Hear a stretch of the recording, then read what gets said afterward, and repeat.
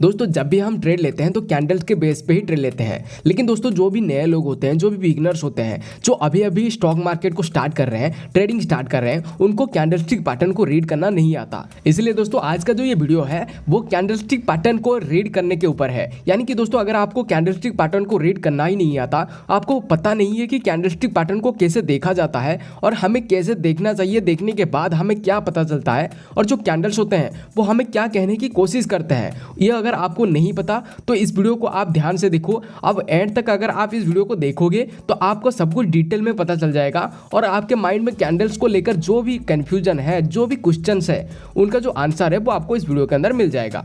दोस्तों सबसे पहले तो हम नॉर्मल कैंडल्स को रीड करना सीखेंगे, उसके बाद जाके हम सीखेंगे कि कैंडल्स चार्ट के ऊपर क्यों बनते हैं। यानी कि किसी भी शेप का कैंडल जब चार्ट के ऊपर बनता है तो उसके पीछे का साइकोलॉजी क्या होता है।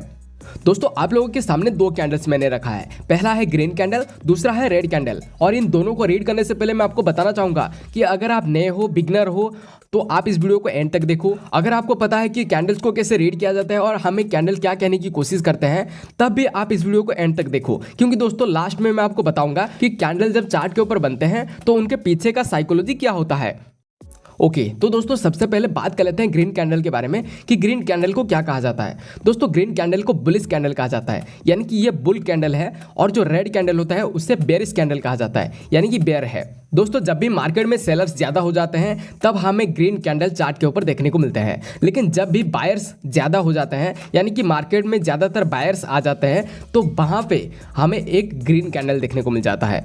और दोस्तों ये भी आपने देखा होगा कि जब भी मार्केट में ग्रीन कैंडल बनते हैं, यानी कि ज्यादातर ग्रीन कैंडल जब बनते हैं मार्केट में, तो मार्केट ऊपर की तरफ जाता है। लेकिन जब भी रेड कैंडल बनते हैं तो मार्केट क्या होता है, नीचे की तरफ आता है। जब भी मार्केट ऊपर की तरफ जाता है तो स्टॉक का डिमांड बढ़ता है, और जब भी मार्केट नीचे की तरफ आता है तो स्टॉक का सप्लाई बढ़ता है, और स्टॉक का सप्लाई बढ़ने की वजह से मार्केट नीचे आता है। इसके बारे में और किसी चैप्टर में हम सीखेंगे, लेकिन अभी हम सिर्फ कैंडल्स को कैसे रीड किया जाता है उसके बारे में ध्यान देते हैं।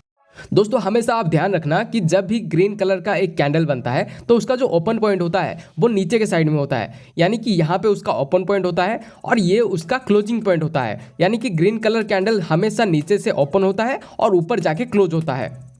लेकिन दोस्तों इसका उल्टा रेड कैंडल के साथ होता है। रेड कैंडल हमेशा ऊपर की तरफ ओपन होता है और नीचे की तरफ क्लोजिंग देता है। यानी कि दोस्तों ये इसका ओपन पॉइंट है और ये इसका क्लोजिंग पॉइंट है।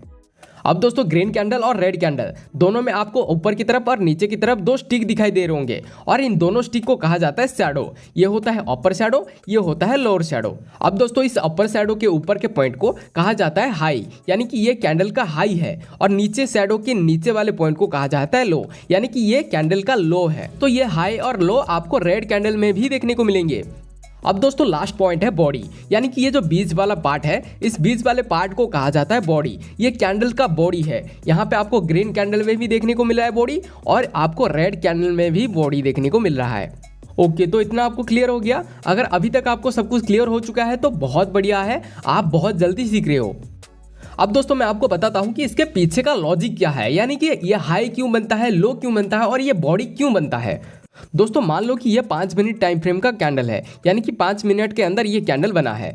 तो मान लो कि किसी स्टॉक का प्राइस 100 रुपये है, तो 100 रुपये पे मार्केट ओपन हुआ, यानी कि यहाँ पे मार्केट ओपन हुआ, और ओपन होने के बाद स्टॉक का प्राइस 95 रुपीज तक नीचे गिरा। फिर उस स्टॉक के प्राइस को बायर्स ऊपर उठाने लगे और ऊपर उठा के 120 पर ले गए। लेकिन फिर से मार्केट को सेलर्स ने नीचे दबाया और 115 पर मार्केट क्लोज हो गया, यानी कि ये जो कैंडल था 115 पर क्लोज हो गया।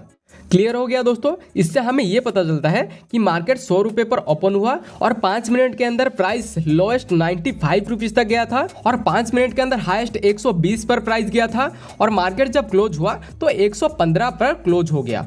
क्लियर हो गया दोस्तों। ये same to same red candle के साथ भी होता है। मान लो ये कैंडल 100 रुपये पर ओपन हुआ और ये हाईएस्ट कितना गया था, 105 हाईएस्ट गया था, और ये लोएस्ट कितना गया था, 85 पर लोएस्ट गया था। लेकिन जब मार्केट क्लोज हुआ तो 80 रुपये पर क्लोज हो गया। ये दोनों कैंडल दोस्तों हमें ये बताते हैं कि 5 मिनट के अंदर यहाँ पे क्या हुआ है, यानी कि मार्केट के ऊपर 5 मिनट के अंदर क्या क्या हुआ है। इतना दोस्तों अगर आपको रीड करना आ गया है तो बहुत बढ़िया है, आप बहुत जल्दी सीख रहे हो और बहुत कुछ सीख चुके हो। दोस्तों इस चीज को आप सिर्फ ऐसे देख लोगे तो आपको पता नहीं चलेगा, आपको बार बार इसे प्रैक्टिस करना पड़ेगा। आप जाके रियल मार्केट में भी प्रैक्टिस कर सकते हो। आप एक बार लाइव चार्ट में जाके देख सकते हो कि चार्ट के ऊपर ये कैंडल्स कैसे बनते हैं और कहाँ पे इनका ओपन पॉइंट होता है, कहाँ पे क्लोजिंग होता है और उनका जो शैडो होता है वो किस तरीके से बनता है। इसके बाद दोस्तों आप कैंडलस्टिक पैटर्न को भी सीखो कि कौन सा कैंडलस्टिक पैटर्न कहां पे बनने से मार्केट अपने ट्रेंड को चेंज करता है या फिर मार्केट अपने ट्रेंड को कंटिन्यू करता है। ये सब कुछ सीखने के लिए हमारे दूसरे वीडियोस को भी आपको देखना पड़ेगा। जब आप दूसरे वीडियोस को देखोगे तो आपको सब कुछ डिटेल में पता चल जाएगा और कैंडल्स को रीड करने के साथ साथ आपको चार्ट को भी रीड करना आ जाएगा।